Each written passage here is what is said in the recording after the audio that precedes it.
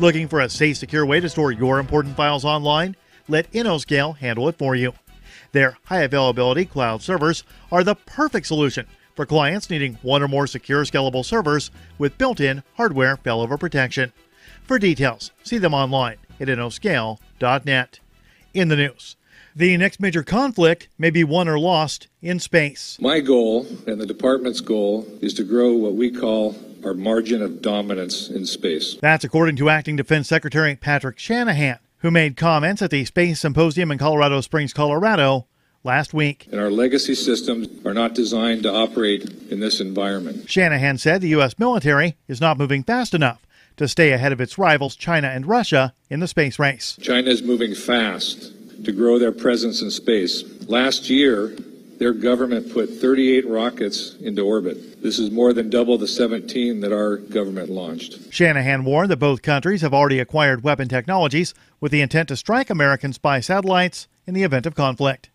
The acting defense secretary endorsed President Trump's Space Force, which he said will allow the military to combat hypersonic attacks more effectively.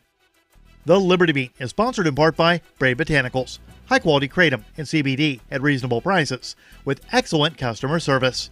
Brave Botanicals is activist-owned and mission-driven, fighting for your right to consume plant-based medicine and natural remedies. Find out more at mybravebotanicals.com. And right now, Liberty Beat listeners can save 10% by using promo code SNLS at checkout. This is the latest edition of the Liberty Beat. Find us online at libertybeat.news and snls.news. Your news now continues. The Haymarket, Virginia Police Department has been met with strong opposition following their announcement that they will be enforcing the requirement for citizens to purchase a $15 sticker for their vehicle and the promise to steal money if they do not comply. The vehicle stickers are part of a new extortion program rolled out by county officials in Haymarket. The Free Thought Project reports the sticker is not an inspection sticker to prove that your lights and horn work. It's entirely arbitrary and designed solely for revenue collection purposes only. Haymarket Police Chief Kevin Land took to Facebook this week to warn the citizens that his officers, instead of solving and preventing crimes, will be patrolling the streets to extort people for not having the sticker. He threatened the citizens with a $35 fine. He then said that if the citizens choose to bring the ticket into the department and buy a sticker, he would forgive their debt. However, Police Chief Land said that, quote, if you do not do that within 2 weeks, we will take other corrective actions against you, end quote. The Facebook comments that accompanied the video were critical, if not downright negative, and the police department has since removed the video. Last week, Ecuador's government gravely undermined not only its national sovereignty, but international refugee and asylum laws by allowing UK police into its London embassy to arrest then Ecuadorian citizen, Ecuadorian asylee, and journalist Julian Assange. Minpress News reports that the shocking yet somewhat anticipated decision has shown that Ecuador's government, led by Lenin Moreno, is willing to play fast and loose with its domestic laws, as well as international law, if it stands to benefit Moreno and his increasingly unpopular administration, whose approval rating now hovers at around 30%. A key factor in Moreno's decision to revoke Assange asylum and Ecuadorian citizenship was alleged to be Moreno's rage at Wikileaks for simply retweeting and spreading information regarding the burgeoning INA paper corruption scandal, which centers around an offshore bank account in Panama linked to Moreno and his family. Support for the Liberty Beat comes from the Conscious Resistance Network, featuring videos, news reports, and articles from a spiritual anarchist perspective. Experience the Conscious Resistance at theconsciousresistance.com. How would you like to have your business featured on the Liberty Beat? You can just send an email to libertybeat@snls.news for details. This is the Liberty Beat, produced in partnership with SNLS News and listeners like you. The Liberty Beat is online at libertybeat.news and snls.news. I'm Mick Murrow, reporting for the Liberty Beat, reminding you, spread liberty with a smile. Scary day in Virginia after a mass shooting at the offices of Slash Forward Marketing. Management described the violent scene as incredibly inopportune if the company wants to hit its sales goals. Gunshots were first heard around 9:40 a.m. VP of Sales Ken Miller placed the first 911 call. 911, what's your emergency? Hello? Someone is shooting everyone at our office. Can you guys do something about this? We really can't afford to lose focus right now. The alleged shooter, Brian Henderson, a Slash Forward employee, was described by Miller as a so-so salesman and a, quote, candy ass who obviously couldn't howl with the big dogs. Slash Forward management said the company is rattled to the core by this poorly timed shooting. It was horrible, really. But hashtag pray for Slash Forward is trending, and we are getting tons of media exposure, so I think we're going to survive. Donations for the families of victims are pouring into the company website, as are applications for the 18 job openings listed immediately after the shooting. This is the Onion News Network.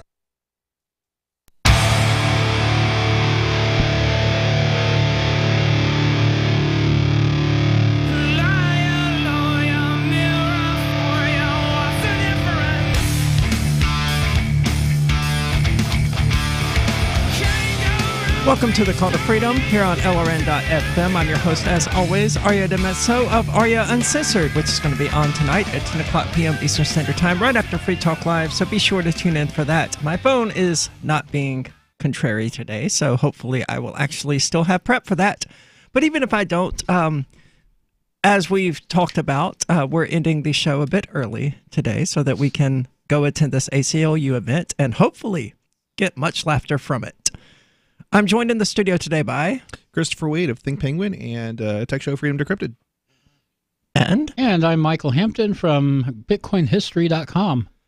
And I think it's really cool that, like, all of us are going to go to the event. I mean, because initially it was a question of who was going to record it, right? Yeah. In case things go down. But now we're just all going to go. And I don't know how long we'll actually stick around. It may be super boring, you know? Yeah. Yeah, it could be nothing happens at all. Yeah, but I printed out these flyers that I intend to pass out outside the door of the event. A real Ask a Trans Person Anything with Arya DeMezzo Uncensored edition tonight at 10 o'clock. Should be good fun. Now, I've seen a story on Facebook. I don't actually use Facebook, but Will brought it to my attention about a massive WikiLeaks dump. Have either of you seen this? Because I'm not finding anything in the news about it. It is fake. Yeah, I heard something like that. There's a URL, file.wikileaks.org, where WikiLeaks publishes all its raw documents after they release them. When they've been doing it there for several years, and somebody apparently stumbled on this last week after Julian Assange was arrested, and thought, oh, they must have dumped a bunch of documents. And then it just blew up among all the conspiracy websites. It got so big that WikiLeaks actually tweeted about it and said, no, this is not a big dump that's been there for years. Now, you know, it's interesting. There have been, and I can't recall if it was WikiLeaks that did this, but there was a trove of information at some point that people threatened to release upon like the arrest. Encrypted insurance documents? I don't recall. They haven't released a key for that, as far as I know. No, but I think they will once Assange is thrown into prison or possibly put to death. It is. I mean, yeah, it's a good question as to so it was with Assange then. So yeah, I mean, it's a good question of when is that going to happen, if it even really, you know, if there really is even anything inside it. I don't know if there is or isn't, or it seems like it's plausible given that, you know, all the information is already released. Yeah, but. One of the things that concerns me is that Ecuador only agreed to release Assange on the promise that he would not be extradited to a country that allows the death penalty. Well, no, it wasn't. It more like if the death penalty would not be used against him. Right, exactly. Yeah, he wouldn't face the death penalty, basically. Right. I don't know why anybody would trust the American government on this matter. Well, not only that, but it's a condition that's already. They can't extradite you already in Europe, from what I understand, if you are facing death in America. Really? Yeah, that's already true. So, like, they didn't really put any conditions that didn't already exist on his release. Interesting. But I think they're still going to extradite him. I mean, time will tell, certainly, but I definitely see him making his way to America, whether they do it legally or what. Yeah, well, the U.S. is really good at taking people from one country and kidnapping. Secretly let's call it what it is, transporting them to another. Yeah, kidnapping. Yeah, for sure. Yeah. Well, I mean, he's already been kidnapped. we would just kidnap him from the people That's who true. had kidnapped him. That's true. I mean, okay, so after you've kidnapped somebody, what would they call you forcing them to do something against their will? I mean, there's probably some other. What do you mean doing something against their will? I mean, they're already being forced to do something against their will, but right, like exist in a place and time that I don't know. they I mean, want to exist. There's further abuse going on once I mean. Oh yeah, he won't be treated well, right? Wherever like, he goes, right? Right, like. So, I mean, my heart goes out to him for that. I wish he wasn't such an attention-craving person. Narcissist? Yeah. Well, I don't want to say narcissist. That's what a lot of people say about him. Yeah, but I don't know if I agree with them. I don't know if he's a narcissist or not, but I know he certainly liked being in the limelight. And that on several occasions, he appeared to violate the fundamental principles of WikiLeaks in order to achieve that result. Like choosing not to release files on Hillary Clinton and things like that in order to keep himself in the spotlight for a little bit longer. Yeah, I mean, I don't know. It's one of these things where you're gonna have people coming up with criticisms, whether they're valid or not. Yeah, and it's what is the truth? It's sometimes hard to make out, and even if it is true, sometimes it's like, eh. Well, I mean, this was observable during the 2016 election, where he was like, I've got these files on Hillary Clinton, and they will totally sink her campaign, and she will lose, and it's going to be great. But I'm only going to release them in 3 parts. Here's the first part. It's not as good as the second part. Oh, I mean, that sounds... Weeks later, here's the second part, but it's not as good as the third part. I mean, if you have vital information but that will actually alter the course of an election... I think that I would call strategic, and I don't necessarily know that strategy is alone in and of itself something I would condemn. Well, the U.S. government keeps its secrets for strategic reasons. Well, of course. We know the issue with that is... So why is it... I mean, is it somehow fundamentally wrong from a principles perspective, some sort of principles perspective? I would say so. For them to do it, but not the government? I would say it's wrong for all of them to do it. If you have world-altering information like that, like to change the course of the election of the world's foremost superpower, it would be immoral, and it was immoral, to withhold that.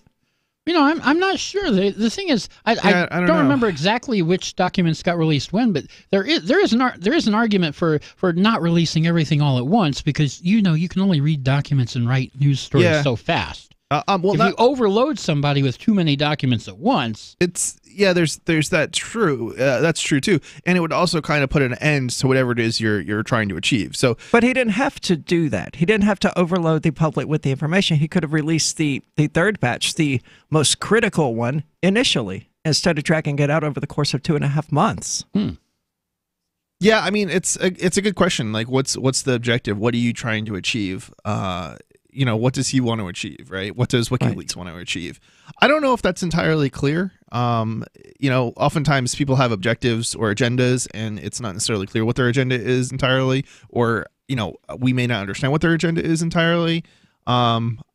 Certainly there's been a ton of people attacking him for reasons that seem to be, political, and not really have anything to do with anything other than they don't like the guy. It's... Well, my issue with him is the one of that principle, where I feel like he became the enemy that he was fighting against by keeping secrets and withholding information because he believed it to be too valuable to release to the American public or just to the world at large. I mean... But if it's see, I feel like he's got a strategy, and WikiLeaks has a general strategy. And I don't... Yeah, that strategy is keeping themselves in the limelight. There is absolutely no reason not to release the critical documents in June when they first released the initial batch that turned out to be a big goose egg. I mean, yeah, I don't know what the what the objective was or why they did that. So, well, I think the objective is self-explanatory. They wanted to keep the attention on themselves. That very well could be. Otherwise, there's no reason they wouldn't have released the most important documents initially. Like, oh, by the way, this is the truth about Hillary Clinton. I mean, I feel like it's jumping to a conclusion without evidence of there being evidence. It's Well, I think maybe it's that's true. I think maybe it's self-evidential. I mean, they withheld. Maybe it's true, but maybe it's not. I mean, we know for a fact they withheld what they believe to be the most critical and damning information about Hillary Clinton. Right. And I don't necessarily disagree with that. I don't think you're wrong. I just don't necessarily know that it leads to the conclusion that you're making. Fair enough. Well, if that dump didn't actually happen, there's really not much reason to get further into WikiLeaks. But the United States government, of course, is cataloging the damage Assange did to them. So we should get into that. This is the Call to Freedom. Don't go anywhere. We'll be back in just a moment.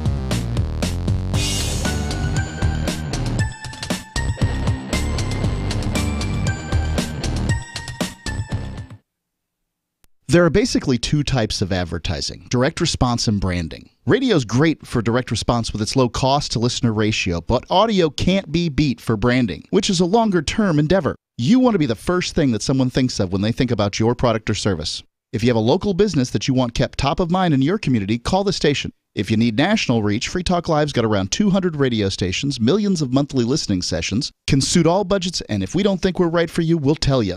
Email me, mark@freetalklive.com.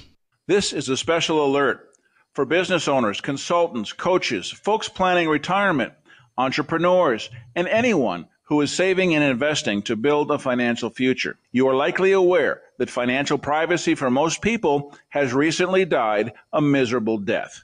And let's face it, without privacy, there really is no security, is there? Bankrupt governments and banks on the verge of collapse are perhaps the biggest threat to your financial future today. The Lighthouse Law Club recognizes this and has been working diligently to provide safe, secure, and productive tools to ensure your privacy, your financial security, and your future financial well-being, despite the catastrophes which many people fear are looming ahead of us. Find out more with a variety of free videos on the YouTube channel for Lighthouse Law Club. Just search YouTube for Lighthouse Law Club and secure your future today. LRN.FM now has a Discord. Discord is a free text and voice chat platform, and we now have our own server with a bunch of channels at discord.lrn.fm. You can join other listeners as they chat about various things during our live shows, or anytime, day or night. Discord software is available cross-platform, so you can have it on whatever device you want and take your chats anywhere. Join our Discord at discord.lrn.fm. That's discord.lrn.fm.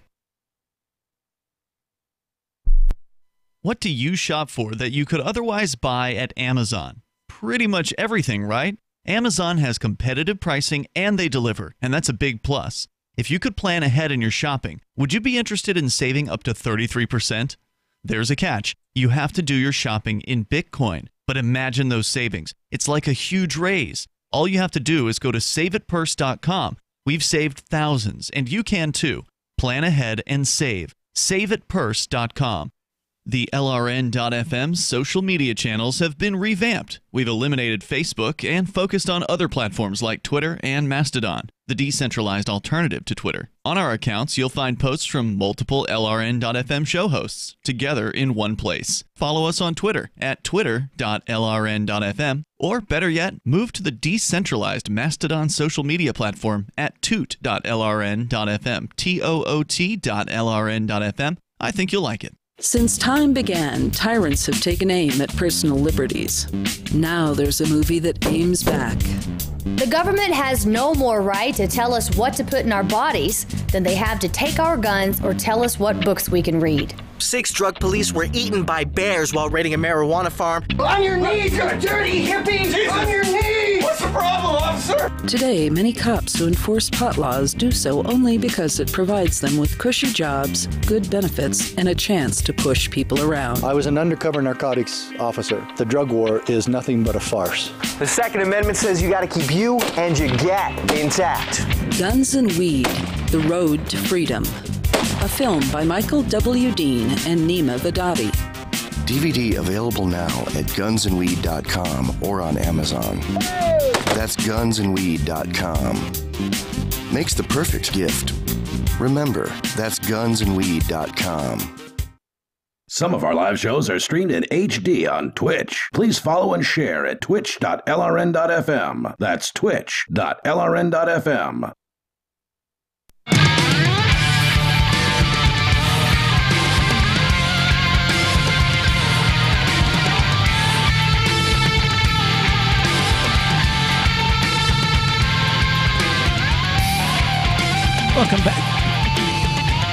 Excuse me. Welcome back. This is the Call to Freedom. And as always, you're invited to give us a call. That number is 603-283-6160. Again, that's 603-283-6160. Or you can use the Discord call-in lines, which you can find at discord.lrn.fm.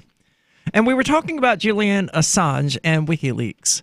But the U.S. government really likes saying that there was significant damage to them as a result of WikiLeaks, even as the rest of the world and WikiLeaks and everybody else says, no, that's stupid. There's no way there's no way you were damaged by this. And even your allegations that, we damaged informants and things like that are BS, because we heavily redacted those particular documents and omitted those people's names. I'm not even sure it matters. He wasn't a U.S. citizen, and that's generally they're talking about treason when they're talking about these things. Well, so it's not treason because he's not a U.S. citizen. Well, he's not in the U.S. He's not even a U.S. citizen. Yeah, and he has not been charged with treason. I think the allegations of treason are coming from Republicans and conservatives who just don't know what they're talking about anyway. Yeah, just generally speaking, that sounds about right. Yeah. But he can certainly be accused of foreign espionage, sabotage. Why couldn't he? He attempted to break into the computer of the federal government. Oh, he tried to run a password hash through John the Ripper and didn't come up with anything. Yeah, but we just arrested a woman at Mar-a-Lago for being within arm's reach of a computer. Well, okay. The charge of espionage is really vague. I wouldn't put it again. Well, I guess they did charge him with computer hacking, but I don't know. And I think in literal terms, it seems like a stretch to me, but I get where you're going with this. Well, I think in literal terms, he was literally engaged in spying on the American government. It may not have been on behalf of another government. They don't like that. I don't know. I think this is one of the situations where it goes to demonstrate why governments need to stop prosecuting people who are hacking. It's up to the individual or entity to secure their own devices. And certainly, if they're under the illusion that they can simply go after everybody who might hack into their system and somehow protect their system that way, it's a futile effort. It has no real world impact on your security. So why do it? It's just a waste of money and resources. Well, I think the idea here, and I'm not taking the position of the American government, I want to be clear on that. I'm just pointing out that, the devil has a point here, where he did attempt to hack into one of their computers in order to access classified information. I think I would disagree with you on that. He, at best, might be charged with, and he was charged with, I should say, conspiracy, not actual hacking. And he didn't really hack anything. He at most maybe cracked a password or attempted to. The person who was hacking would have been theoretically Chelsea Manning. Well, you don't have to be successful to be guilty of a crime, right? That's true, but it's not like you don't have to be. I don't know if I would really consider that hacking, and I'm using the word hacking loosely because hacking is really just the joy of learning. So but anyway, but I know it's not being used that way here. Right. But I certainly don't agree that, he should be held in prison or anything like that. I'm just saying that, I could see why he would have espionage charges leveled against him. I wouldn't agree with that. And I think it seems like such a stretch when he wasn't even in the United States. I get that, you don't think you may not have to be in the United States to be charged with espionage, but it seems kind of messed up because if you're charged with espionage, you should at least at a minimum be within that country's jurisdiction. If you're not, then how is it? I don't know. It just seems like such a stretch. Yeah, it is a stretch, but the U.S. thinks its jurisdiction is anywhere on the planet. So yeah, that's true too. Well, we do, in a large sense, have jurisdiction over Europe. It was actually within one of the documents. Wow. Yeah. Wow. Say that again. Yeah, we do, in many ways, have jurisdiction over Europe. Okay, so I do believe that's the government thinks they do, and they probably do in practice, but I certainly would not use the word we. I wouldn't use. I'd be careful with that word. And that's messed up. And I'm not trying to call you out on the we part. I'm mostly just saying that's really messed up because it's true, but it's like That is just so messed up. It's actually in the 1980 Bilderberg report that I was reading earlier today. That was in the mythical WikiLeaks dump when I was looking for files. That, going all the way back to the 1950s, there was a widespread understanding among the United States and European politicians that we wanted something back for bearing most of the brunt of the mutually assured destruction foreign policy. And that was a level of control over them. Now, since the Soviet Union no longer exists and the mutually assured destruction is no longer it's no longer relevant in the world, Europe is beginning to stretch its legs and to not necessarily follow blindly whatever the United States says to do. It's also helped that they have formed the European Union. But yeah, part of the 1980s document was about the eventual formation of the European Union in order to separate the United States and Europe economically so that when one of them went through economic hardships, the other wasn't necessarily dragged along with it. And obviously the 2007 recession showed us that didn't work. Well, it's what's interesting about that is I think at one point that it may have been more true that division could help stave off economic issues, but the reality is today it doesn't matter what country you're talking about. We're all connected in a system, a worldwide economic system. Yeah, there's so much global trade and travel and everything right now that anything that happens in the United States is going to have ripple effects all over the world. To be clear, they weren't talking about limiting trade or embargoes or anything like that. They were talking about creating two distinct currencies that were independent of one another. Okay. Well, Michael, even in reverse, that's also true. I mean, if other countries have, economic issues like tornado, not a tornado, but like, I'm trying to think what those are. A tsunami, and it wrecks their memory, the memory production because it's all centralized. Well, then the prices go up in the United States, which has an economic impact on U.S. companies as well as, just individuals, because they can't buy as much memory for their computer or buy a computer with as much memory, et cetera. Yeah, there's several years back. And we see that all the time. Several years back, there was a big flood in Thailand, and that's another good example. It flooded a bunch of hard drive factories, and the price of hard drives went up for a couple of years. Yeah, I didn't notice. Yeah, they never went back down either. Really, they tend to not do that. They kind of did. They started doing eventually, but the prices of SSD came down, but traditional hard drive really have not gotten back down to the level. So I'll give you an example. So back prior to that flood, we were paying about $25 for hard drives.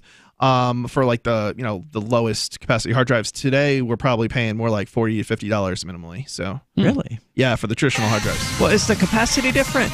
Because like 4 or 5 years ago, a low-end hard drive was like 160 gigabytes. Yeah, the hard drive, the capacities have gone up, but the prices haven't gone down relative to the increase in capacity. So it's right. Yeah.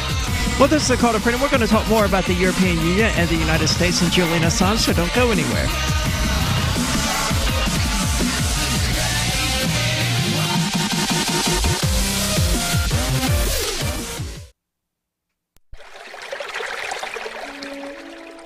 Fact. The new NSA data center in Utah requires 1.7 million gallons of water every single day to operate. Billions of Fourth Amendment violations need massive computers and the water to cool them. That water is being supplied by the state of Utah. Fact. There's absolutely nothing in the Constitution which requires your state to help the feds violate your rights. Our message to Utah: turn it off.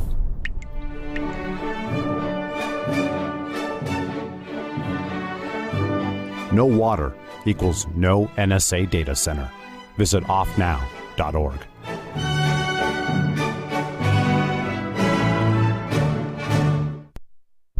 Looking for a great real estate investment? Consider New Hampshire, which is ground zero for the Liberty Movement. Your first call should be to Mark Worden from Porcupine Real Estate. He's more than just a real estate agent. He's your New Hampshire concierge. Where are the best places to live? Do you want farm, city, the burbs, or forest? Do you want a duplex or multifamily building so that renters pay your mortgage? There are homes in all price ranges in New Hampshire, and Mark can help with financing too. Invest in Liberty and property. Mark Worden can help. PorcupineRealEstate.com.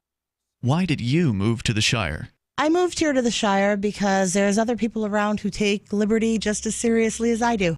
I moved to the Shire because I saw videos of people challenging authority and thought that I could get support myself. It called to me, like, do this, right now. I wanted to be around people like me who got it, and once I got here, I knew there was nowhere else that I wanted to be. I've always wanted to change the world. So I moved to the Shire to join people who were actually working towards doing the same thing. The people here are awesome, loving, and positive. It was for the adventure and for the feeling of something important is happening here. And I just wanted to come to sort of be part of that. Visit ShireSociety.com to read and sign the Shire Society Declaration and learn the reasons why, if you love liberty, you should immigrate to the Shire. Plus, connect with others via the forum at ShireSociety.com. That's ShireSociety.com. Imagine someone in your community getting in their car, turning on the radio, and hearing the Liberty Radio Network. You can make that vision a reality with your own micro radio station. Visit broadcast.lrn.fm to learn how you can put our programs on the air in your area. You can have LRN.FM running around the clock, and you can even add in your own local shows. Building a radio station is simple, but programming isn't. That's where LRN.FM comes in. Learn more at broadcast.lrn.fm. That's broadcast.lrn.fm. Hey, I'm LRN.FM Program Director Ian Freeman. If you're listening to our free-to-air satellite feed in North or Central America, heads up!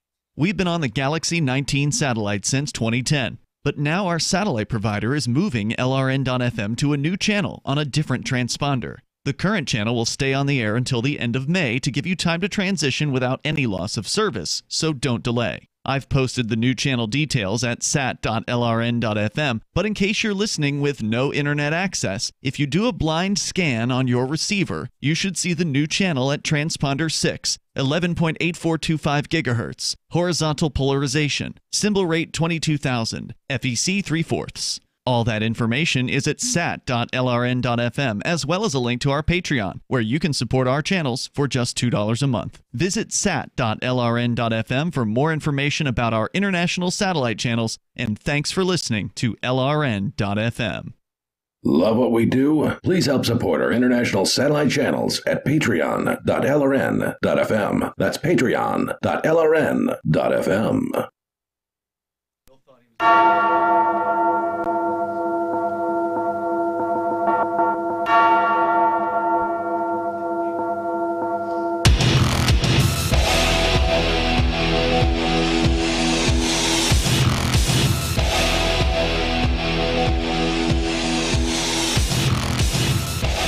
Welcome back. This is The Call to Freedom and the Rational Review News Digest, located at www.rationalreview.com. It's the Freedom Movement's daily news digest, aggregating stories from all over the internet that are of interest to libertarians and liberty-minded people.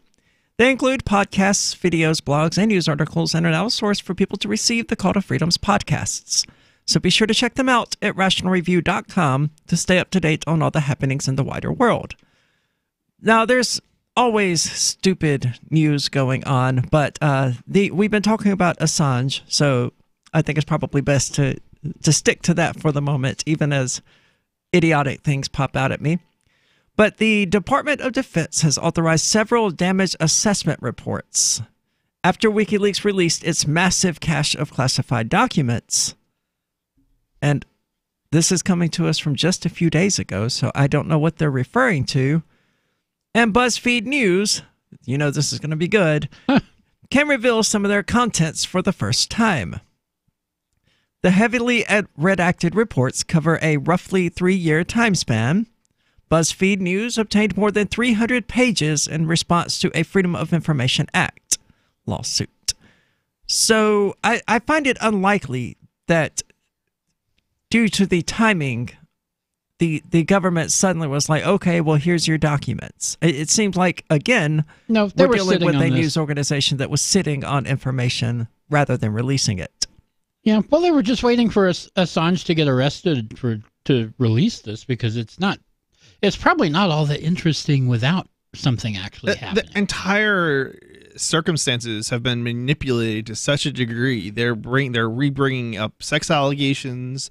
I saw that. I know that Sweden said that they had dropped the charges or whatever, or they weren't going to pursue them, but they were going to leave open the possibility of re-pursuing them one day. Then, he was arrested in the UK, and they're like, oh, yeah, we're bringing our charges back. Yeah, and the United States has said, like, for a very long time that they weren't pursuing him, and then we find out not that long ago, like, I don't know, maybe a couple months ago, was it? That they were, because of the document that they accidentally released indicating that they were going to charge him, and then they're like, I don't know if they still denied it, but I think they kind of still denied it, and now all of a sudden, well, here it goes. Now they're saying they are going to charge him with something. So, like, the whole process has been manipulated to make people not like the guy, and it's not to say that there may not be things about him that nobody's perfect, right? Right. But to the degree of the manipulation is just, it's mind-boggling. And he's not the only person who I've seen. I mean, there's so many other people out there, activist types, who I've seen government basically manipulate, and not necessarily arrest them, but through different means make up fake websites to have them accused of sex crimes, and then we find out later, everybody goes on an attack and they attack them for it, and then we find out later that the people who made the accusations have been identified, and they come out and they said, oh no, that didn't happen. And it's like, wait a minute, you were clearly the person who is supposedly the victim, and now we find out that you weren't the victim. I feel like you're referring to something really specific, and I have no idea what you're talking about. Jacob Applebaum. Okay. But Jacob what? Jacob Applebaum. He's was behind the Tor project, and they fired him. And he may not be the nicest of persons, but he certainly did not. Basically, he was accused. Supposedly, there was a ton of women who were like, they had been violated by him, like some sort of like sexual violation. Like, it wasn't even clear that he raped anybody, but just the mere accusation of.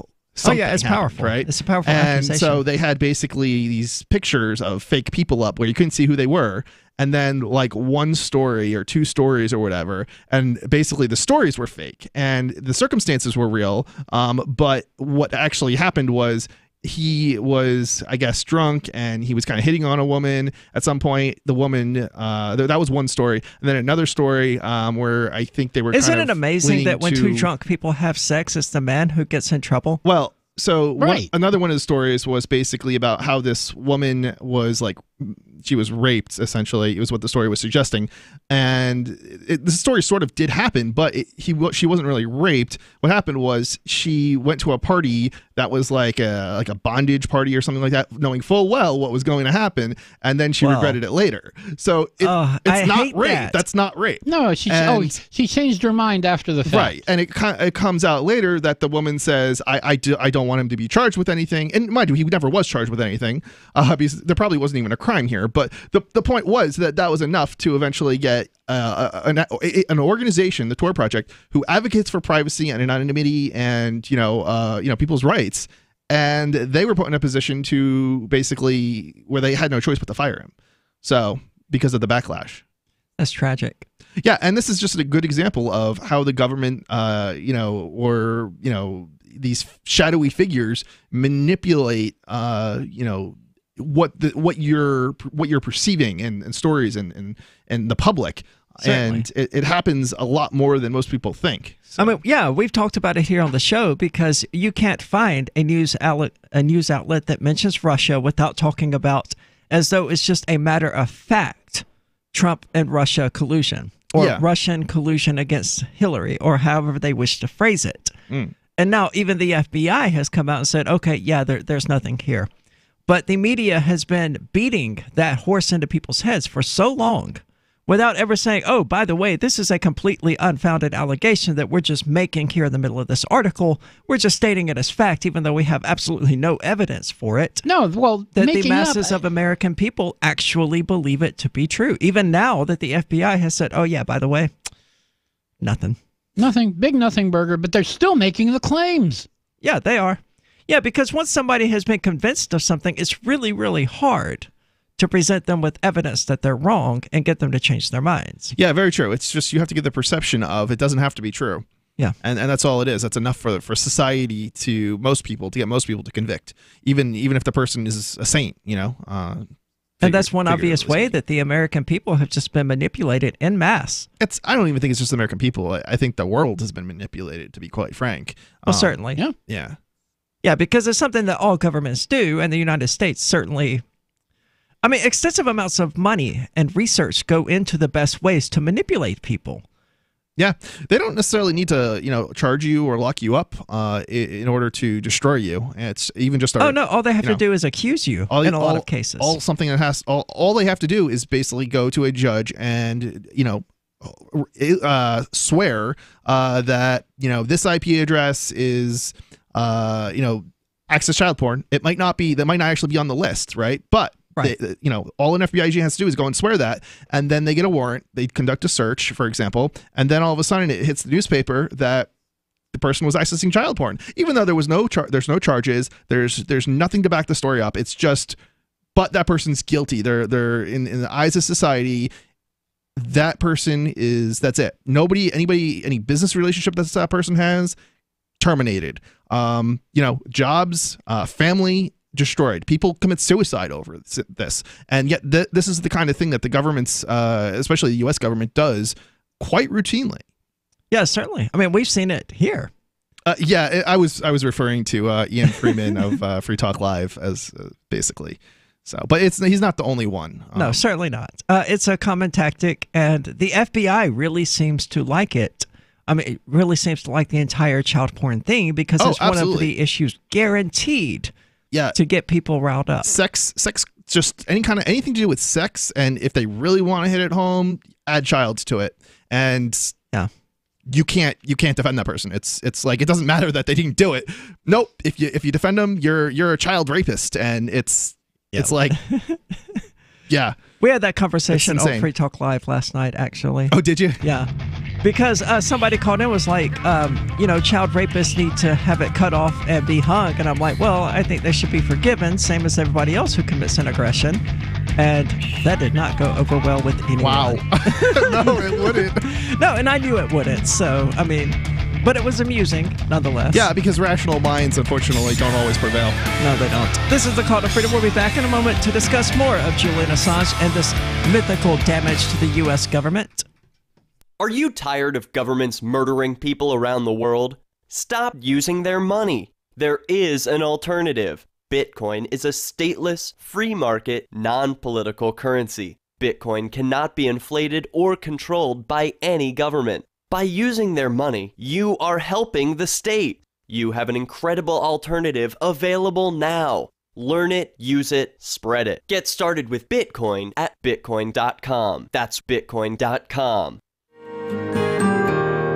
So the protection of life, liberty, and property is what the Free State Project is all about. But it's an effort to move 20,000 people who understand. It's about demonstrating to the entire country that, yeah, we can have a free market, a truly free market. Making it just a freer, great place to live. It's the world's largest voluntarist libertarian community, and it's only getting bigger. That's amazing, to be able to move to a place where other people passionately believe in being free and independent. What the Free State Project is managing to do, though, is to put their money where their mouth is. It's physically getting up across the country and saying, let's go someplace and let's demonstrate the power of these ideas. There's a lot of kind of philosophy that surrounds liberty. There's a lot of thinking about it and talking about it. But here in New Hampshire, people are doing it.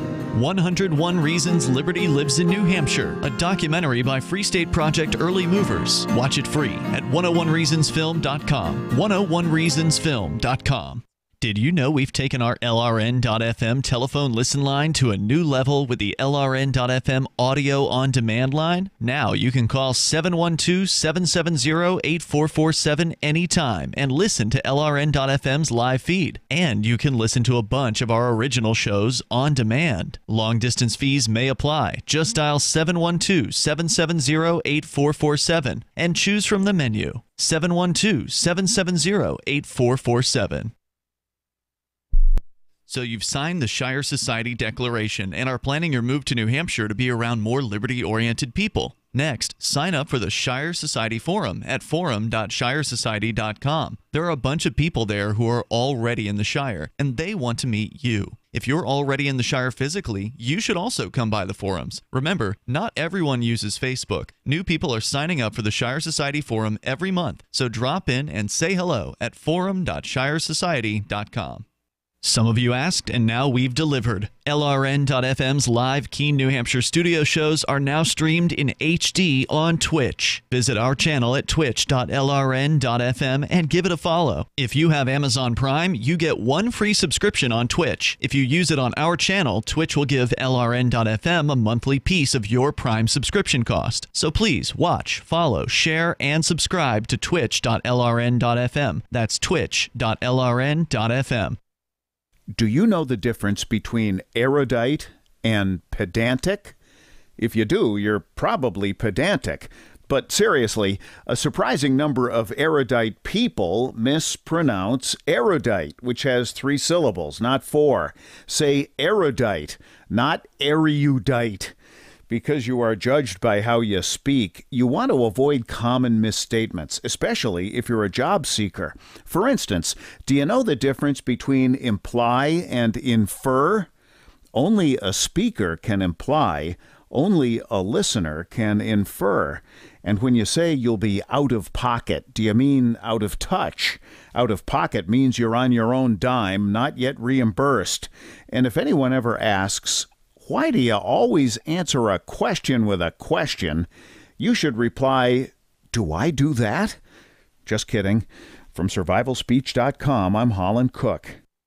Now you can follow LRN.FM on the decentralized Mastodon social media platform at toot.lrn.fm, toot.lrn.fm.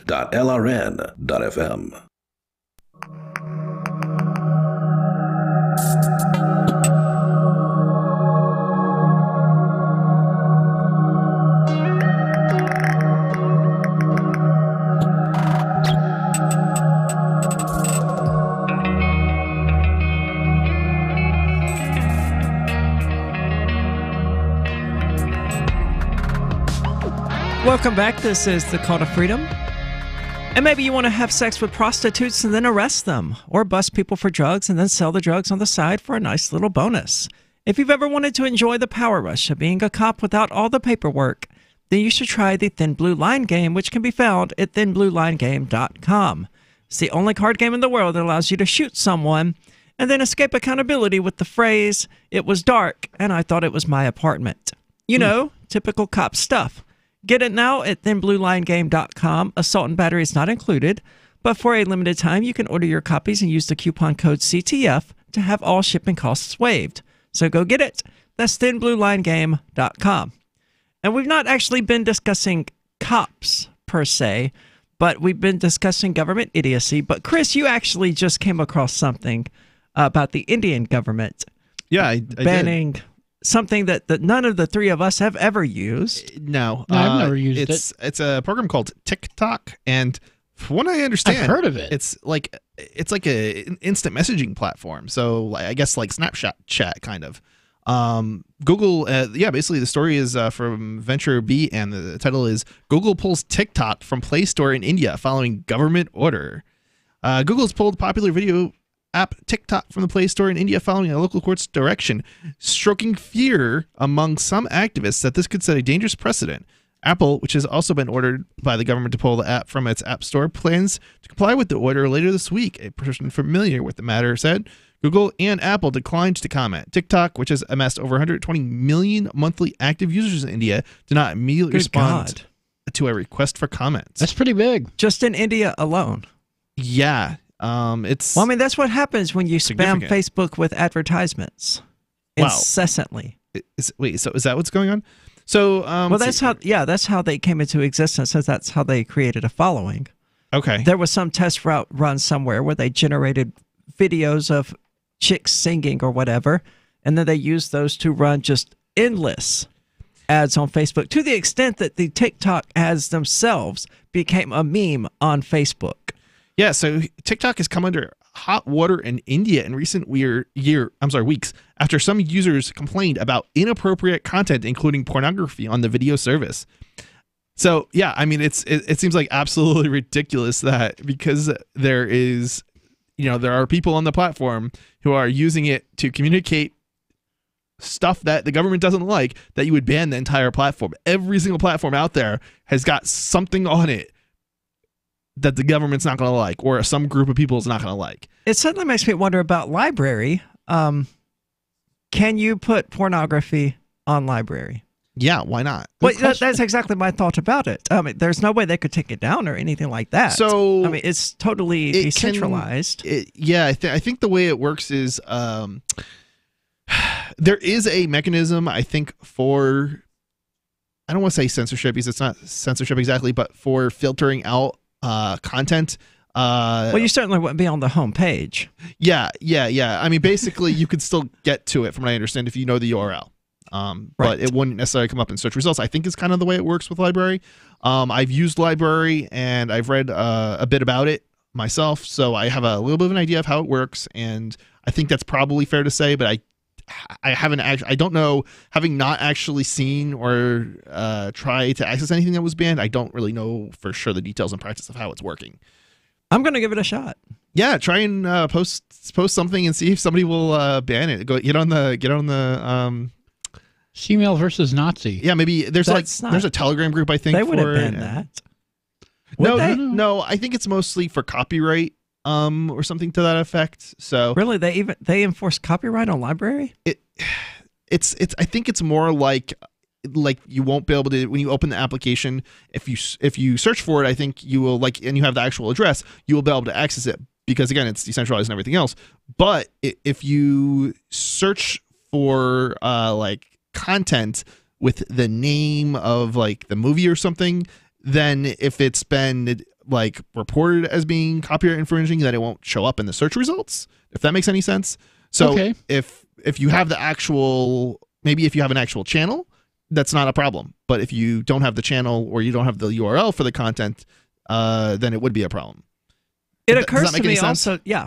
Yeah. And it occurs to me also that there are a lot of similarities between DLive and library. DLive is based on a proprietary technology, from what I understand, and this is just what I've been told. So if I'm wrong, please correct me. But so I don't necessarily know that, and I think the similarities are a bit different because DLive has live streaming. I don't think that there is live streaming although it might be coming. Ian nodded yes. There is live streaming on library? I don't think there is, not right now at least. Yeah. Library is definitely decentralized file storage, but there's no live streaming. I don't know if they have plans for that. I haven't heard anything. That would be a remarkable feat. I get their emails, so I haven't seen that. I don't think DLive, we're not clear on how decentralized DLive actually is at this point, right. So it's not clear at all. Well, I wasn't meaning by the decentralized aspect. So there are that they're so similar. this is what I can say about DLive. They are claiming blockchain. But when I looked for sources or anything of that nature, there didn't seem to be anything. Interesting.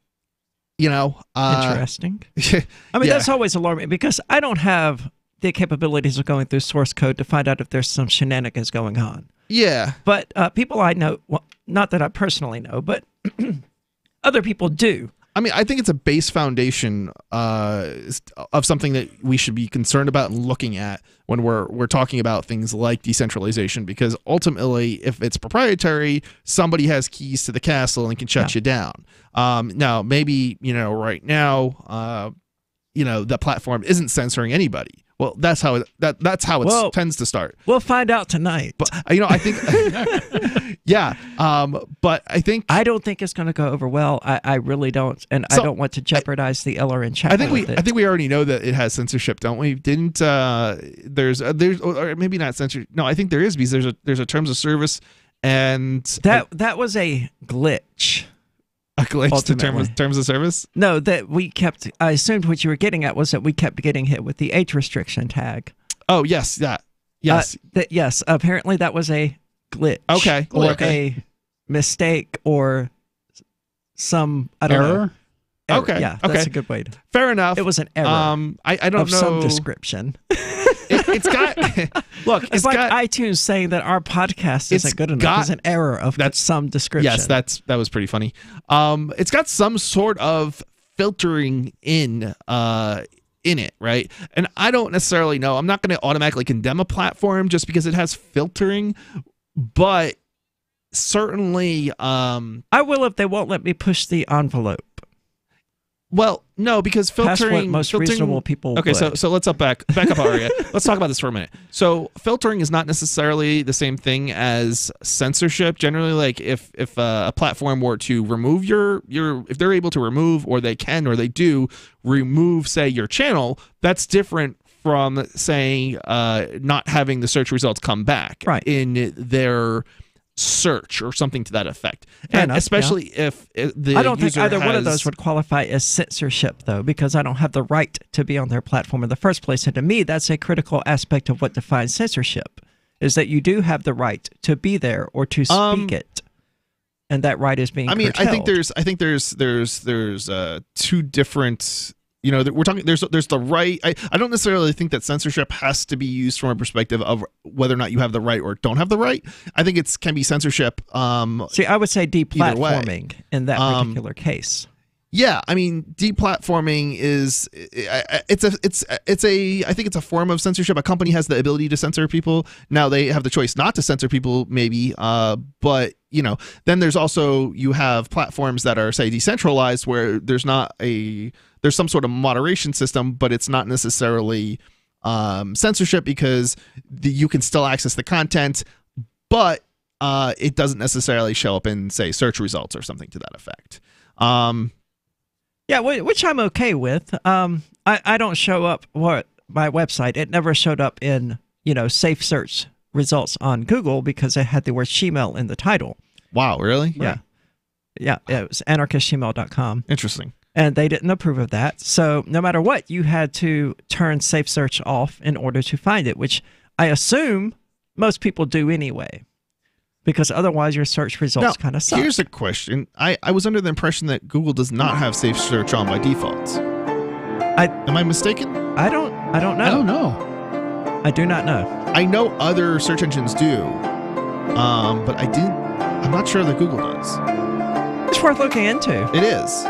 Well, we'll be back. We're going to look into that, and we'll carry on with more of this discussion, so don't go anywhere. This is the Call to Freedom. What's happening tonight is Aria Uncensored, 10 o'clock p.m. Eastern Standard Time on this channel. I will be topless, so tune in for that.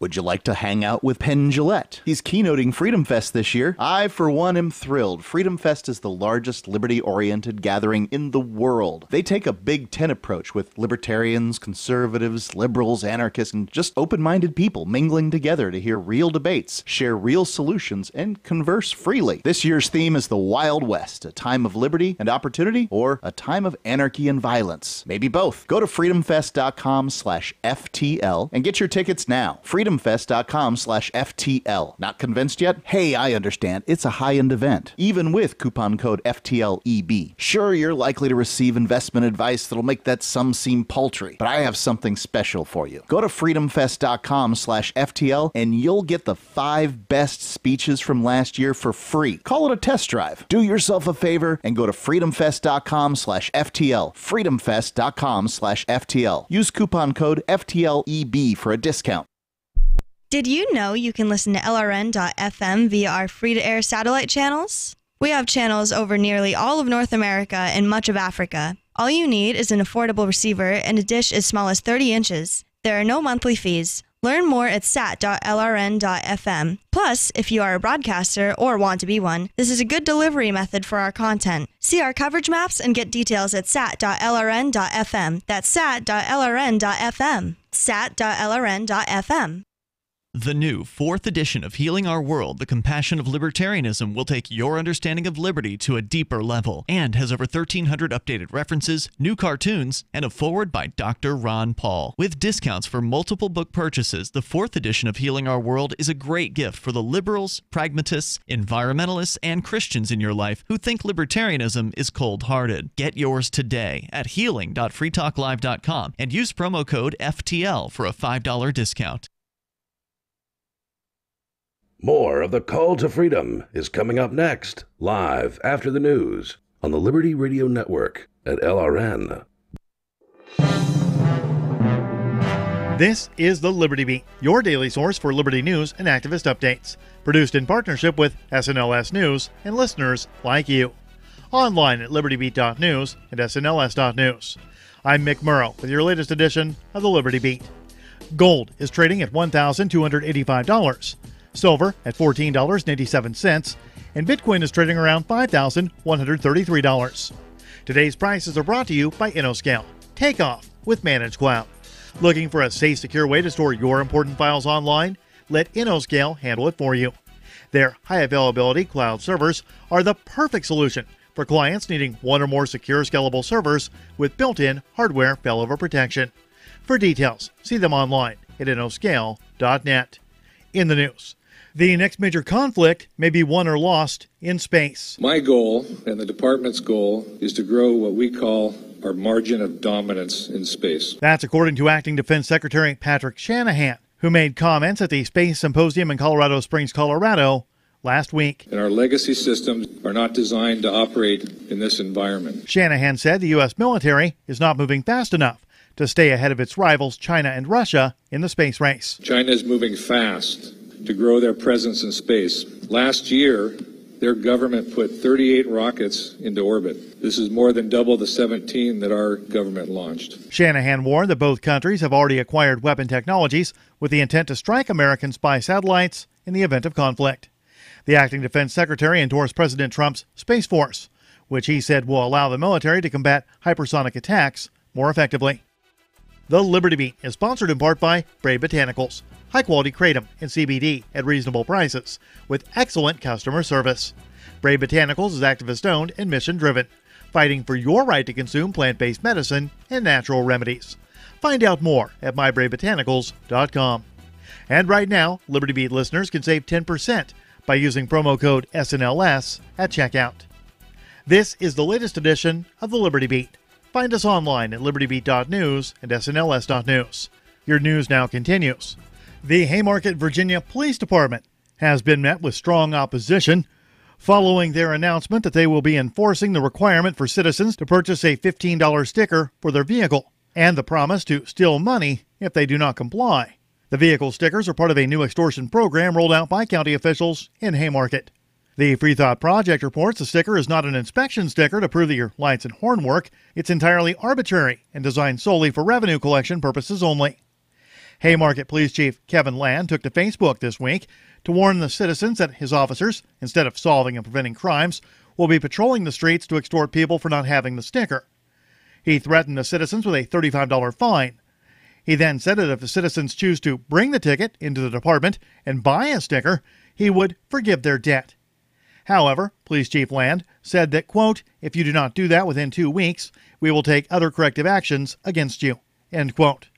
The Facebook comments that accompanied the video were critical, if not downright negative, and the police department has since removed the video. Last week, Ecuador's government gravely undermined not only its national sovereignty, but international refugee and asylum laws by allowing UK police into its London embassy to arrest then Ecuadorian citizen, Ecuadorian asylee, and journalist Julian Assange.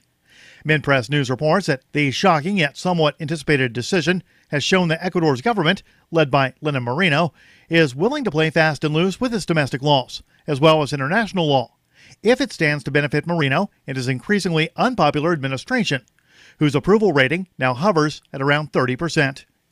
A key factor in Marino's decision to revoke Assange asylum and Ecuadorian citizenship was alleged to be Marino's rage at Wikileaks for simply retweeting and spreading information regarding the burgeoning INA paper corruption scandal, which centers around an offshore bank account in Panama linked to Marino and his family. Support for the Liberty Beat comes from the Conscious Resistance Network, featuring videos, news reports, and articles from a spiritual anarchist perspective. Experience the Conscious Resistance at theconsciousresistance.com. How would you like to have your business featured on the Liberty Beat? You can. Just send an email to libertybeat@snls.news for details. This is the Liberty Beat, produced in partnership with SNLS News and listeners like you. The Liberty Beat is online at libertybeat.news and snls.news. I'm Mick Murrow, reporting for the Liberty Beat, reminding you, spread liberty with a smile.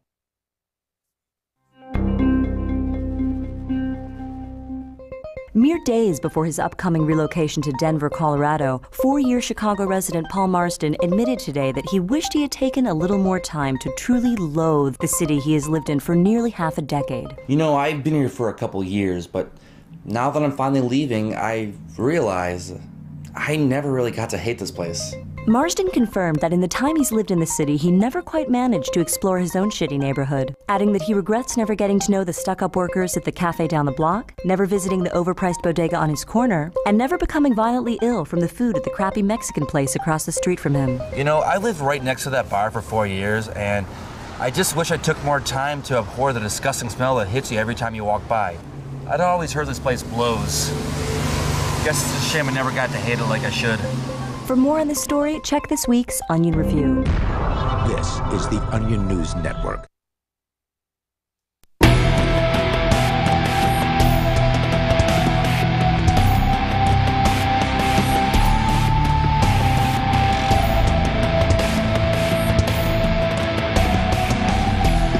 Welcome back. God, that is getting really annoying. Welcome back. This is The Call to Freedom. I'm your host, Arya DeMezzo of Arya Uncensored, which returns tonight for the second episode at 10 o'clock p.m. Eastern Standard Time, just after Free Talk Live. You can watch that at dlive.lrn.fm or twitch.lrn.fm. And I'm joined in the studio today by Christopher Wade of thinkpenguin.com and our new tech show, Freedom Decrypted. How's that going? It's going great. We've gotten 32, I think, episodes so far. Sweet. And we're adding all sorts of new features to the site. You can subscribe to us on Mastodon. We've got SSL certificate we fixed where live streams were having to self-sign, I think, possibly for who knows how long. And we've got some new promos on the show now that are pretty cool. Awesome. Yeah, I seem to recall you starting Freedom Decrypted right around the time that, I moved formally to New Hampshire. Yeah, the show's been going... you should be at 52 weeks. Going a while. Mid-July-ish? It's been... Yeah, I want to say... honestly, I don't know, but I think it's been at least since the summer. At least since the summertime. Yeah, it's been a slow getting off the ground. Just because you're doing one episode a week, it's gonna be a little slow. It's one episode a week, and it took a while to get all the equipment, and I set up a whole studio for it, and so it's more it's time consuming. I didn't have a studio to just sit down at. We're still getting things, improving things. It's all decentralized too. So that also has added a little bit of work. We're not relying on the YouTubes and the Twitches and then so forth.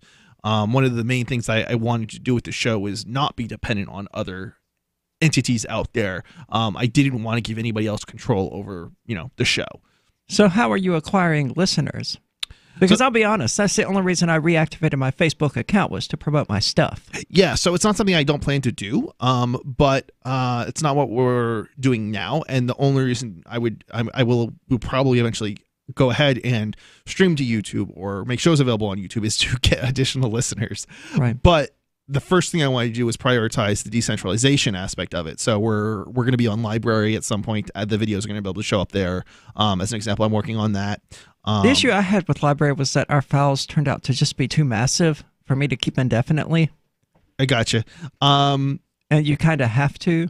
Yeah. I mean, once people start downloading them, if you're the size of Free Talk Live, you might get 50, 60 downloads per episode, and you can delete your copy because other people presumably will maintain theirs for long enough where it's kind of like torrenting. Well, we're already maintaining copies of every single episode, but it's only a once a week show, so it's not really too bad, and we have more space and storage than we could possibly ever need.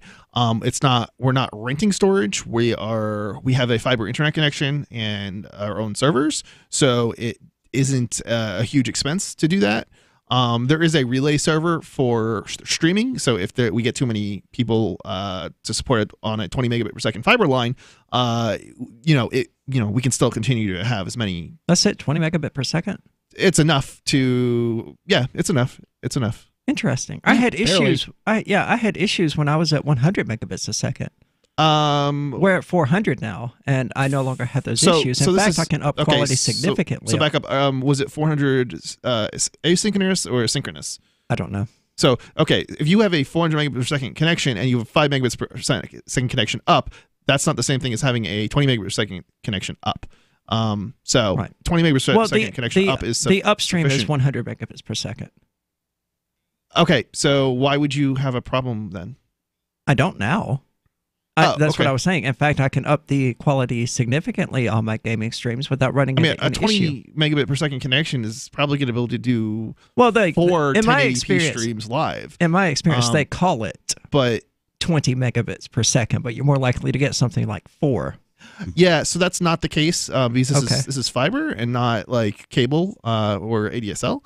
Mostly that's cable actually, but so the up speed's not the problem, and you have to remember that's the whole point of the live. If there's most likely people are going to be streaming live. That's where you need the bandwidth, the simultaneous bandwidth, because that's where you're going to have the most number of people basically downloading the show at any one time. So you don't necessarily need a whole lot of up bandwidth for just random hours. It's just during the show live, and during the live part of it is going through a relay server. So you only need like maybe 10 megabits a second to do that. To a relay server, and then the relay server has as much bandwidth as you could possibly need because there's a gigabits per second of bandwidth available from that. Right. So I found out, I only just recently found out about those relay servers for streaming because I was frustrated that OBS Studio won't let me stream to YouTube, Twitch, and DLive at the same time. I had to pick one. Yeah. Unless I was going to buy vMix for $600, which isn't worth it to me to just do my gaming streams once a week. You don't need to do that. So there's different ways to do a relive stream. I did two. One I used I think it's called Media Ant, and then it's one of them options, and then there's like a free version, and then there's also you could just set up a server with Nginx or maybe even Apache. Nginx is actually a common one to use though, and Nginx will basically, it's just a matter of a small configuration file, and it will just relay to whatever other people can access the stream directly on that relay server, or it can relay it onwards to YouTube and Twitch and all the others. And usually people have to do that because they don't have enough upload on their internet connection to get 4 or 5 different Twitch and YouTube and everything else. They just don't have the bandwidth to stream to each one of those individually. Right. So they have to use a relay. In our case, I certainly do. We probably would not have to use a relay with a 20 megabit per second up connection. For that, if we did not want to, have more of a direct connection to people, but YouTube is going to be taking over, and Twitch is going to be taking over most of the bandwidth that would be needed that people are listening to. If we wanted to upload to each one. Well, of those at a certain live. point, they will. I don't know about YouTube, but I know Twitch won't transcode all videos. They seem to sort of do it randomly if you're not a verified partner. Like, we get a lot of are you talking about storage, or are you talking about the live stream? I'm talking about the live stream. We get a lot of complaints about the Twitch live stream because sometimes it's just a raw video feed that Twitch is sending to people, which of course is massive, right? Right. So if they're not re-encoding it live, right now we only do a 1080p stream. Sweet. We do 720p here. Yeah, I mean, we do a 1080p stream. I figure most people are going to have a connection nowadays that's going to be capable of that, because you really don't need that much. You only need about, I think, 5 to 8 megabits a second in order to do 1080p. Yeah. So it really shouldn't be that big of a deal. Now, you wouldn't be able to do that on, say, a smartphone connection, cellular, obviously.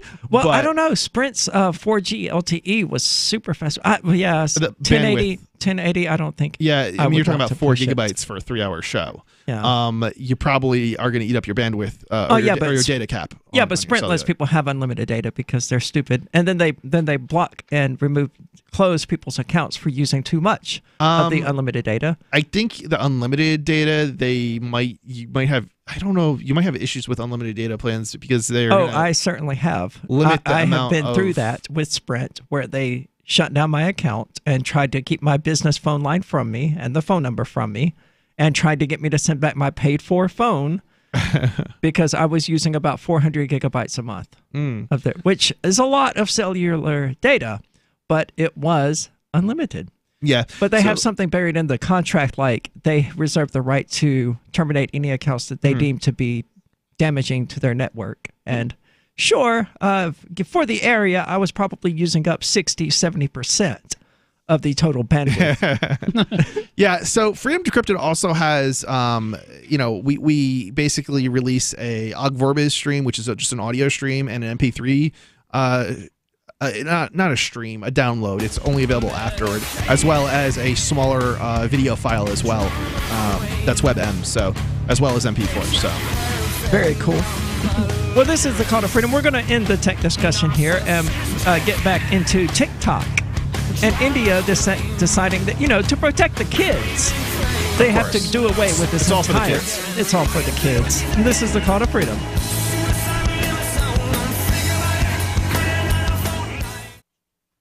Cell 411 is a free app for Android and iOS that replaces government-controlled 911. Cell 411 allows you to preset a group of friends or private organizations to show up at any emergency. Cell 411 is a nightmare for the state because it proves their so-called services aren't needed. Cell 411 has had thousands of installs, and of course it's covered by the BIPCOT no government license. Cell 411 because your friends won't shoot you when you're in trouble. Without the government, who would build the emergency services? You and Cell 411. Get it today at getcell411.com. Don't you hate that feeling in the pit of your stomach when the police pull you over? Most people have no idea how to handle it properly, and they promptly get fed into the municipal fee-generating meat grinder. Or maybe you recall that feeling you get when you go to the mailbox and see one or more letters from the IRS. You get a sense of impending doom, don't you? So let me ask you, if you could learn how to use the law to beat the IRS, traffic tickets, almost any courtroom scenario, collectors, credit card debt, and even mortgage debt because of fraud perpetrated against you, would that be worth knowing about? Don't laugh. Investigate. Check out the life-changing benefits of the Lighthouse Law Club at their website, lighthouselaw.club. That's lighthouselaw.club. And while you're at it, visit the Lighthouse Law Club YouTube channel. You might be in for a pleasant surprise. Now that you've found the Liberty Radio Network at LRN.FM, you may want to help expose others to our great programs. To assist you in doing so, you'll find resources at promote.lrn.fm, including details on how to get a free bumper sticker, quarter-page flyers you can print out and distribute, banners for your website, as well as files that will allow you to make your own custom banners and graphics. Visit promote.lrn.fm and help bring new listeners to the Liberty Radio Network. That's promote.lrn.fm. Are you a cryptocurrency advocate? The Crypto Tip is the ideal outreach tool to help new people discover cryptocurrency. It's a printable business card-sized tip that you can give to service providers, preferably in addition to a good cash tip. When the server scans the QR code, it'll bring up an explanation of cryptocurrency, how to install a wallet, and allow them to claim the tip. If they don't claim the crypto, you get your tip refunded to you after a time period you specify. Plus, if they do claim the tip, you get an email alert. Create as many tips as you want at cryptotip.org. That's cryptotip.org. LRN.FM is proud to announce our official listening apps for Android and iOS devices. Now you can easily tune into our streams anywhere, anytime on your smartphone or tablet. Just visit apps.lrn.fm or search for LRN.FM in the Android or Apple app stores. Please download, rate us 5 stars, then share the link on your social media and let your friends and family know how you're listening to LRN.FM. Download it now, free at apps.lrn.fm. Free Talk Live. The TSA increasing the invasiveness of their pat downs. They're no longer going to use the back sides of their hands. They're going to be touching Now you. they're going to be grabbing it full That's on. right, all over. And what is their justification for this? I've heard this, but that's all the terrorism that's been happening. That But why do they have to use the front of their hands now? Well, was there an event? Did they use a certain event where something got through that they would have felt if they'd used the front of their hands instead of the back of their hands? They just want to encourage you to go through the new sniffing What is their, device. what's going to be their explanation when they have to use their penis to pat you down? What is their justification going to be then? My hands aren't sensitive enough to catch everything. Well, it's not like you can read Braille with that thing, my friend. So yeah, your lips are very sensitive. Oh, You have God. a lot of nerve endings in your lips, so when the hands are no longer good enough. Free Talk Live, 7 nights a week from 7 to 10 Eastern, live on the Liberty Radio Network at LRN.FM. This is the Liberty Radio Network, broadcasting the latest liberty-oriented audio content 24 hours a day at LRN.FM.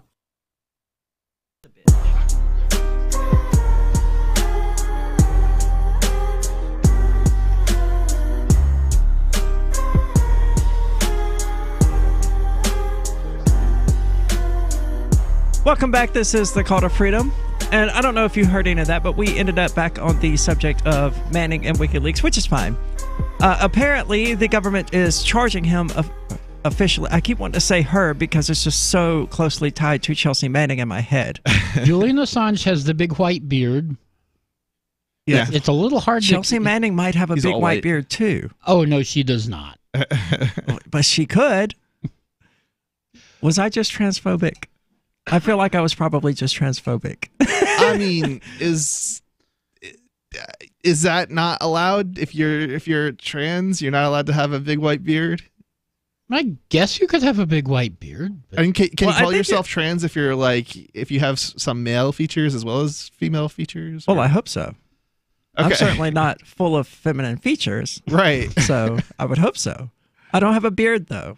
So Okay. there is that. But so yeah, apparently my chest is really hurting for some reason. Apparently this is not a good day for the show, apparently.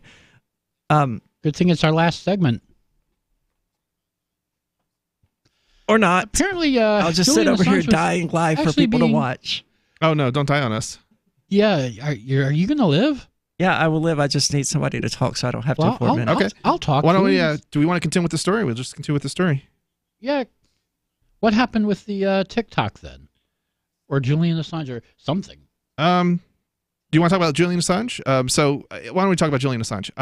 So Julian Assange was charged. We're having a debate here of whether or not he even committed conspiracy, because apparently, so one of the titles on Slashdot here that I'm reading, I got the title, is U.S. government admits it doesn't know if Assange cracked the password for Manning, and he's charged with conspiracy. The problem is, if conspiracy is basically assisting somebody in commission of whatever the crime is. So theoretically, if this is kind of like saying he thought about, being the getaway driver for somebody robbing a bank, but he didn't actually drive the getaway car. Well, it's not like that. yeah. He tried to drive the getaway car, but it wouldn't start. And then he didn't. So Well, is the that headline is conspiracy? kind of vague. It could be that they don't know whether or not he attempted to crack the password versus they don't That's know true. whether or not he could successfully cracked it. But if cracking the password is not, unless you crack the password and give that password to Manning, it's not contributing to the furtherance of the crime, which is hacking. So, well, that's why it's conspiracy. So if you try, No, and fail that's what to conspiracy. commit a crime, it's not that's what committing a conspiracy crime. would Is be. that what you're saying? What I'm saying is it can't be conspiracy if he didn't actually contribute in some way to the hacking charge. But he conspired. No, he didn't. Well, He made the said that attempt. he said that he He didn't- conspired. no, he didn't to make the hack it. attempt. He didn't make. He said he made the attempt. That's what's in the warrant. This is more like thinking about making the attempt, No, because he didn't think about making the attempt. No. He said he made the attempt. No, because conspiracy would be if he had actually cracked the password and then handed the password to the person who actually hacked the system. I don't think he had to be successful in order for it to qualify as conspiracy. No, because he didn't actually conspire. In order to conspire with, you would actually have to participate in some way that assisted the person who actually did the crime. That's what and he did not attempted to do do. that. He did not attempt. He and Manning conspired together to crack the password on the government computer. Okay, so None first of of us all, are there's a lawyers difference either. between hacking and there's a difference and cracking. Even if he, I don't think so. I don't think so. They attempted to bypass security restrictions on the computer in order to access classified information. If you don't want to use the term hacking, I prefer the term hacking because it's concise, and I don't want to say that, 2.5 sentence long description every single time I make reference to what they did. I don't think that Cracking the password? I don't think Yes. that cracking the password would be conspiracy. I think he would have had to have actually handed the password to Manning in order for it to be conspiracy. So you're saying he had to be successful? He's in acquiring again. That's for password. conspiracy. For hacking, he would have actually had to have connected to the system in order for him to Right. get the Well, hacking he's not charge. being charged with hacking. Right. He's not. That's true. He's being the charged with question is- conspiracy the to gain question is, unrestricted access. At what to- point does it become conspiracy? Okay, if you're thinking about it, if it's only in your head, is it conspiracy? Probably not. I think that we're safe to say that that's not conspiracy, right? You would agree with that? I really hope so, based on a lot of the porn I've watched in my life. Right. So the question is, if you take steps that might help, but then don't help because obviously he was not successful in cracking the password, is that conspiracy? The government Because thinks it is. he didn't actually help. I mean, with furtherance of the crime. I think technically it is conspiracy. He was conspiring with Chelsea Manning to gain access to the computer. But I don't He think took actions, I think they didn't conspiracy is work. more than just having a discussion with somebody about a crime that you may or may not. But he did or more they than may or have may a not commit. discussion. That's the I don't point. think so because it wasn't. He didn't actually have any. He didn't take any steps to actually furtherance of the crime of hacking. Running John the Ripper is not taking an action. Cracking the password in and of itself is not furtherance of the crime of hacking. He would. It is if he was doing it on behalf of the person who was going to be accessing the computer with the cracked password. I think if he actually contributed, to say he contributed, which is what conspiracy would be, he would have actually had to hand over the password to Manning. I don't think that's correct. Yeah, that doesn't sound right. And I don't think that's what conspiring means. I don't think it's... So what do you think conspiring means? Because I think conspiring under your definition then would be a thought crime. Yes. By definition, it would be a thought crime. That's why I'm not a fan of the government having anti-conspiracy laws in the first place. I'm against the idea of conspiracy as well, but I don't necessarily... I think the conspiracy is a little bit more nuanced than that, which makes it not quite a thought crime. It is a thought crime still, I guess, but I would say that it's a little bit more nuanced than just thinking about or even writing something down. There has to then also be a component that connects you to the other person who is going to commit an actual crime. What, did he not do that? No, he did not actually surrender any kind of password to Manning. That's true, but then it wouldn't have been conspiracy to access it. No, it would be because he still is not hacking. He's not the one hacking. No, then it would Julian never hacked. Then it would be facilitating the hacking of the government computer. It would be. Is there another charge that's called facilitating besides conspiracy? Yeah, being an accomplice. Absolutely. There's a huge difference between being an accomplice and being charged as a conspirator. Interesting. I would love to see the difference, the two laws, and compare them. Because that's well, we can't really get into that. But yeah, I don't think we have time. I know we don't have time for that, but I would still be very interested in seeing what the distinction, like what distinguishes the two, from like a legal standpoint, because that's it. That just well, seems... an accomplice differs from an accessory. Okay. Which is not necessarily related to conspiracy. Wow. So there's an even nuanced difference between accomplice and accessory. In that an accomplice is present at the actual crime and could be prosecuted even if the main criminal is not charged or convicted. An accessory is generally not present and may be subject to lesser penalty. So he would have been an accessory, apparently, because he would not have been present at the actual commission of the quote-unquote crime of gaining access to the government computer. I feel like he didn't have anything to do with the hacking charge, though. That's the problem. I don't think he did either. I think it's all BS being drummed up by the government, and I think that's why they invented conspiracy charges in the first place. Yeah. Well, this has been the Call to Freedom. We're going to go Patrol the ACLU, but don't go anywhere. Free Talk Live is coming up shortly, and right after that is Arya Uncensored, so don't go anywhere. Stay tuned. It's going to be awesome. Is spreading the message of liberty, cryptocurrency, and peace around the globe worth $2 per month to you? As you may already know, in addition to our internet feed, LRN